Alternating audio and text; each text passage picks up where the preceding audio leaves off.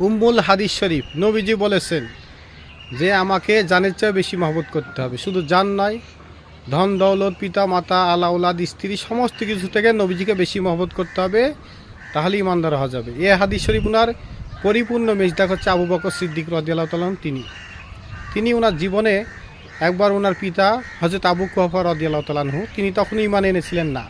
তো একবার নবীজির শানে উল্টাপাল্টা কথা বলেছিল। তখন আবু বকর সিদ্দিক রাদিয়াল্লাহু তাআলা তিনি সজোরে একটা ধাক্কা দিয়ে পাথরে লেগে মাথা ফাটিয়ে গেছিল।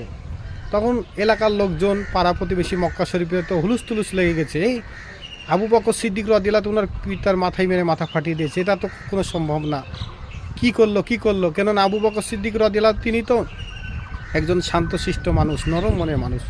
তখন নবীজির কাছে এটা সবাই মত প্রকাশ করলেন যে আবু বকর সিদ্দিক তিনি ওনার পিতাকে মেরে মাথা ফাটিয়ে দিয়েছে। তখন নবীজি বলছেন, কি বলেন আপনার, এটা তো ওনার পক্ষে সম্ভব না।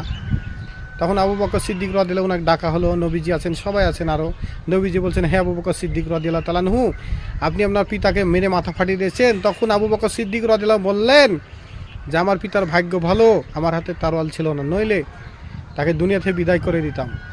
সবাই তো আশ্চর্য হয়েছে, কি বলেন, কেননা আমার পিতা আবু কুহাফা রাদিয়াল্লাহু তাআলা আনহু তিনি আপনার সাথে উল্টাপাল্টা কথা বলেছে। আপনার উল্টাপাল্টা মানে কি, আপনার সাথে চুজেরা করেছে, এর জন্য আমি তাকে শাস্তি দিয়েছি।